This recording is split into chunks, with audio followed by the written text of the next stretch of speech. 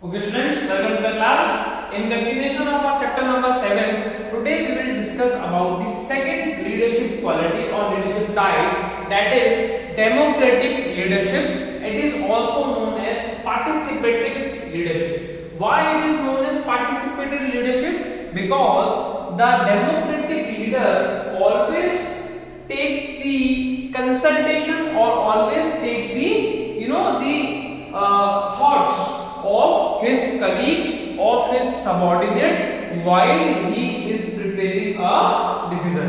जब भी डेमोक्रेटिक या पार्टिसिपेटिव लीडर कोई डिसीजन फ्रेम करता है तो वो उसके अंदर अपने कलीग्स के जो थॉट्स हैं वो उनको कंसीडर करता है, वो उनसे उनके उनकी राय मांगता है कि हमें क्या करना चाहिए, कैसे करना चाहिए। वो उनसे ये पूछता है कि आपको क्या लगता है कि हमें किसी काम को कैसे स्टार्ट करना चाहिए, या कोई प्रॉब्लम अगर हमारे सामने आ रही है तो हमें उसे कैसे फेस करना चाहिए। तो जो पार्टिसिपेटिव लीडर होता है वो हमेशा अपने कलीग्स को और अपने सबऑर्डिनेट्स को अपने कंसीडरेशन के साथ लेकर चलता है, उनको साथ में मिला के चलता है, उनको अपने से कम नहीं समझता है। और पार्टिसिपेटिव लीडर ही सबसे अच्छा लीडर माना जाता है ऑर्गेनाइजेशन में, जो सबको साथ में लेके चलता है, जो सबको मिला के चलता है और जो सबको इक्वल समझता है, किसी को अपने से कम नहीं समझता है। कुछ एडवांटेजेस हैं। First is improve job satisfaction and moral of employees. Participative leadership से क्या होता है, जो एम्प्लॉइज आपकी कंपनी में काम कर रहे हैं या जो उस लीडर के अंडर में काम कर रहे हैं, उनको सबसे पहले तो जॉब सेटिस्फैक्शन मिलता है। क्यों मिलता है? क्योंकि उनको फील आने लगता है बिलोंगिंगनेस का कि we also belong to the company, our thoughts are also considered by the leader. Leader हमारे जो थॉट्स हैं, हमारे जो व्यूज हैं, हमारे पॉइंट ऑफ व्यू हैं, उनको कंसीडर करता है, उनको देखता है, उनको समझता है, वो हमारी बात भी सुनता है। तो उससे एम्प्लॉय को क्या मिलता है? जॉब सेटिस्फैक्शन मिलता है, उनके मोरल बूस्ट अप हो जाते हैं। मोरल मतलब होता है कि उनको सेटिस्फैक्शन मिलता है, उनको लगता है कि हमारी बात भी सुनी जा रही है। Second is improve decision making ability of subordinates. हाँ, जब लीडर ने ये बोला कि ये हमें काम करना है और आप डिसीजन मेकिंग प्रोसेस में मेरी हेल्प करो, तो वो अपने सबऑर्डिनेट्स को काम करने का एक चांस देता है, डिसीजन मेकिंग का एक चांस देता है कि आप भी अपने थॉट्स प्रोसेस में सोचो कि हम इस काम को कैसे कर सकते हैं।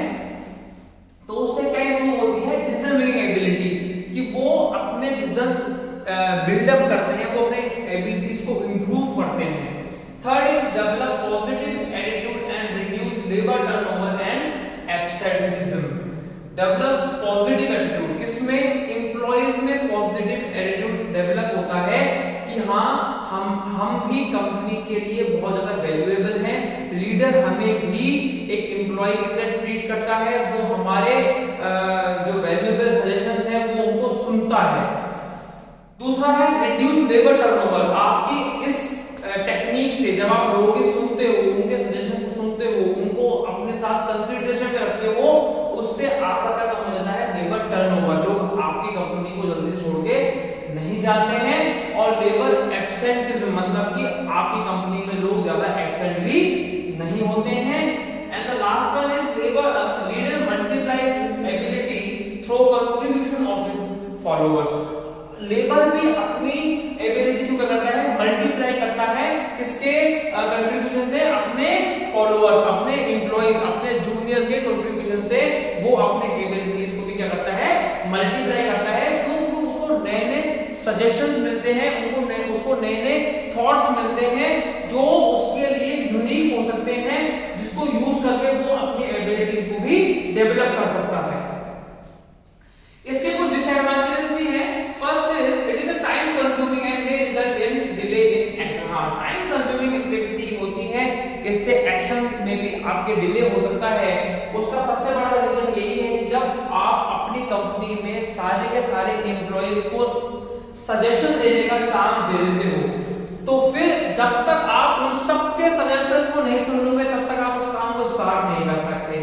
तो इससे क्या होता है कि आपके अंडर में अगर 100 सजेशन लेने हैं, 100 लोगों को सजेशन लेने के बाद आप काम स्टार्ट करोगे तो इससे क्या होता है कि डिले इन एक्शन हो जाता है, काम देर से स्टार्ट होता है।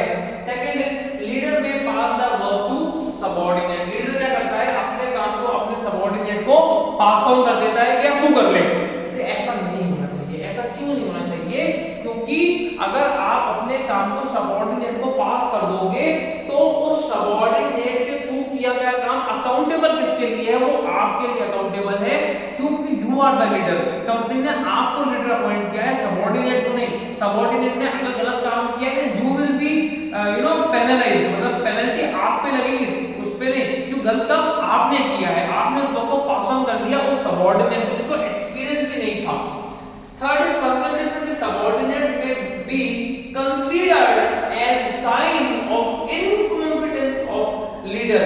ये एक ऐसा साइन हो सकता है कि हमारे लीडर तो इनकॉम्पिटेंट है या इसको कुछ नहीं आता या ये कम समझदार है, इसके लिए ये अपने सबऑर्डिनेट से कंसल्टेशन लेता है। ये भी एक साइन हो सकता है डेमोक्रेटिक लीडरशिप का कि लोग ये समझ लग जाए कि ये अपने सबऑर्डिनेट से सजेशन इसलिए लेता है, उनके थॉट्स इसलिए लेता है कि इसको कुछ नहीं आता है और उनके थॉट्स को लेकर के फिर ये काम को स्टार्ट कर सकता है। ऐसा भी इसके अंदर समझा जा सकता है। And the fourth one is it may not yield positive result when subordinates prefer minimum interaction with the leader. जब सबऑर्डिनेट्स अपने लीडर के साथ इंटरेक्शन करना प्रेफर नहीं करते, उससे बातचीत करना प्रेफर नहीं करते, उससे मिलना पर प्रेफर नहीं करते, तो इसमें क्या हो जाता है, इसमें आपको पॉजिटिव रिजल्ट मिलना बहुत ज्यादा डिफिकल्ट हो जाता है, बहुत ज्यादा टफ हो जाता है कि आपको इसमें पॉजिटिव रिजल्ट्स मिलेंगे, क्योंकि आपका सबऑर्डिनेट आपसे इंटरेक्शन करना ही नहीं चाहता या वो आपसे इंटरेक्शन करना प्रेफर नहीं करता है। इसका कोई भी रीजन हो सकता है। इसका रीजन उसका पर्सनल रीजन भी हो सकता है, इसका रीजन उसका कम्युनिटी रीजन हो सकता है, इसका सोशल रीजन हो सकता है, इसका रीजन कोई भी हो सकता है। But when the subordinate does not prefer to get interacted with you, then it will be very difficult you to frame a positive result in the company with your democratic leadership.